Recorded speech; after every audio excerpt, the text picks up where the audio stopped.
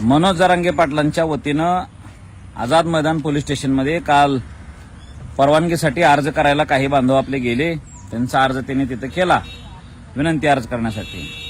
आणि त्यानंतर बातम्यांमधून महाराष्ट्रातल्या मराठा समाजाला एक लक्षात आलं की ओबीसींच्या वतीनं सुद्धा मंगेश ससाने नावाच्या एका व्यक्तिमत्वानं आधीच अर्ज करून ठेवलेला आहे आणि तो अर्ज त्यांच्यापाशी पेंडिंग आहे. आणि तो काल सरकारच्या विरोधात बोलत होता की आमच्या पण ह्या मागण्या आहेत आणि आम्हाला पण परवानगी दिली पाहिजे. मी मराठ्यांच्या आधी अर्ज करून ठेवलेला आहे. बरं, मंगेश ससानेंनी कधी अर्ज केला आहे ह्याचा मी अभ्यास केला तर ज्यावेळेस पश्चिम महाराष्ट्राच्या दौऱ्यात मनोज जरांगे पाटलांनी म्हणले की आम्ही आझाद मैदानाला जाऊ शकतो, जाणार आहे असं म्हटल्या त्याच दिवशी जाऊन त्यांनी संध्याकाळी अर्ज केला. पण मराठा समाजाच्या आडवा हा एक खुट्टी बसली का नाही कायदेशीर कागदोपत्री. तसंच मला एक असं सांगायचं होतं की मी आंतरवलीत गेल्यावर मनोज जरांगे पाटलांना माझं म्हणणं होतं कॅमेऱ्यासमोर काही गोष्टी बोलता येणार नाहीत. आपण काही जर गोष्टी आधीच डिस्क्लोज केल्या तर त्याच्या आडवं पडणारे व्यवस्था तयार होतात, माणसं तयार होतात. काही गोष्टी सिक्रेट ठेवल्या पाहिजेत तर यशापर्यंत आपण पोहोचू शकतोय. छत्रपती शिवाजी महाराजांच्या विचारांचे जर आपण वारसदार असू, मराठे युद्धनीतीतले जर आपण काही तत्व जर विसरणार असू तर हे चालणार नाही. अहो मला सांगा, छत्रपती शिवाजी महाराजांनी सुरत लुटायची होती त्यावेळेस असं जग जाहीर ओरडून सांगितलं असतं तर ते शक्य झालं असतं का? नुकसान झालं असतं का नाही मराठ्यांना? असं बोलले काय महाराज, औरंग्या मी आता उद्या यायला लागलोय किंवा मी ह्या दिवसात यायला लागलोय, सुरत लुटायची आहे मला, काय करणार आहेस बघू तू, कसं बघतो चला दाखवतोच मराठ्याचं, मी पण मराठा असं म्हणले चाललं असतं का? हो, मराठ्यांनी काही गोष्टी युद्धनीतीतल्या सुद्धा काही गोष्टी आपण शिकणं गरजेचं आहे. उगा गनिमी कावा म्हणायचं, जाहीर म्हणायचं आणि पुन्हा जाऊन दादागिरी करायचं अशी जर आपली दिसत असेल तर हे काही मराठा समाजाला शोभणारी गोष्ट नाही. म्हणून माझं मराठा समाजातल्या बांधवांना म्हणणं आहे की बाबा आपण माझ्यावर बदनामी करण्यापेक्षा माझी भूमिका एकदा तुम्ही समजून घ्यायला पाहिजे होती. माझ्यावर टीका जरांगे पाटलांच्या प्रेमी लोकांनी म्हणजे काही लोकांनी केल्या, मला त्याचं वाईट नाही. माझ्या समाज बांधवांना काही गोष्टी कळतात हळूहळू असं मला वाटतंय आणि ते सगळं होते.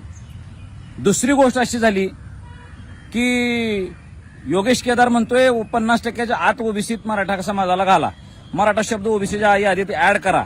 जरांगे पाटलाच त्याला मान्यता नाही. पण मग काय करतो योगेश केदार, तुम्ही काय करा आता सेपरेट आंदोलन जाहीर करा आणि तुमचे तुम्ही मिळवून दाखवा. पाटलाच्या बघा तुम्ही पाटलाच्या मागं तुम्ही लागू नका आणि पाटलांना तुम्ही हे करू नका. पाटलाची भूमिका कुणबी मधलीच आहे ते तुम्ही JR मध्ये सुधारणा सांगा. JR मध्ये काही केलं तरी मराठ्यांना मिळणार नाही माझी भूमिका आहे, सांगितले मी त्या दिवशी. पण माझे मराठा समाज बांधवांना एक विनंती आहे जे म्हणजे अंधभक्त झालेले आहेत की बाबा समजा समाजातला एखादा बी माणूस दुसरं जर जाऊन काय कुटाणा करायला तर ते फूट पडले म्हणतात का नाही. आज संभाजीनगरला काही 5-50 लोक, 10-20 लोक, 100 लोक बसलेत. मराठा समाजाच्या जीवाला वाईट वाटायला का नाही? अरे हे इथं वेगळे चालू झालंय, जरांगे पाटलांचं वेगळं ते वेगळं, फूट पडले असं म्हणून म्हणतोय का नाही आपण? मग योगेश केदार सोबत उगा 10-5 माणसं बी बाजूला जाऊन पडणं हे मराठा समाजाचं नुकसान आहे का फायदा आहे? अरे आता जे चाललंय त्याच्यातच घेऊन जावा म्हणतोय मी. मला फूट बीट पाडण्यात किंवा मी अतिशहाणा म्हणण्यात काय मला इंटरेस्ट नाही.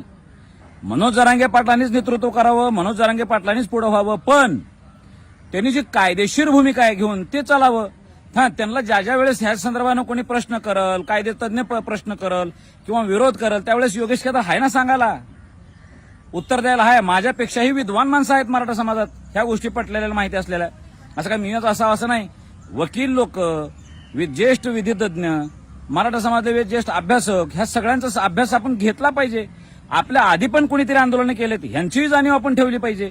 असं सगळ्यांनी मिळून कलेक्टिव्हली हा लढा जर केला तर मराठ्यांचं यश मिळणार आहे का विनाकारण उगा तो नाही तो शान चल तू बाजूला हो आणि तुला काय करायचं कर असं म्हणण्यानं मराठ्यांचा फायदा नाही. तू काय मिळवून दिलायस असं म्हणायला आपण पाटलाने एवढे 3 लाख दिले आम्हालाही मान्य आहे.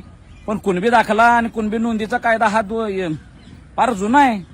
1967 पासून कुणबी नोंदीचा त्यात दाखला घातलेला आहे. पाटलांच्या आंदोलनामध्ये आपण मराठ्यांना कुणबी आरक्षण द्या असं काय कायदा करून घेतलेला नाही. ऑलरेडी कुणबी शब्द आहे आणि ते कुणबी नोंदी शोधलोय आपण आणि ती शोधणे जाणीव जागृती जरांगे पाटलांच्यामुळे झाली. मराठवाड्यात विशेषतः पश्चिम महाराष्ट्र, उत्तर महाराष्ट्र, विदर्भात तर ऑलरेडीच घेत होते लोक कुणबी नोंदी. जाणीव जागृती झाली आणि लोक कागद शोधायला गेले आणि 2-3 लाख लोकांना मिळालं हे आपण यशच मानतोय ना. पण ह्याचा अर्थ कोट्यावधीनं मागे राहिलेला जो मराठा आहे त्या मराठ्यांवर आपण अन्याय करायचा का? त्यांचा विचार आपण करायचा नाही का? हे कुठेतरी मराठा समाजाने चिंतन करावं, एवढीच माझी विनंती आहे. धन्यवाद. जय जिजाऊ, जय शिवराय.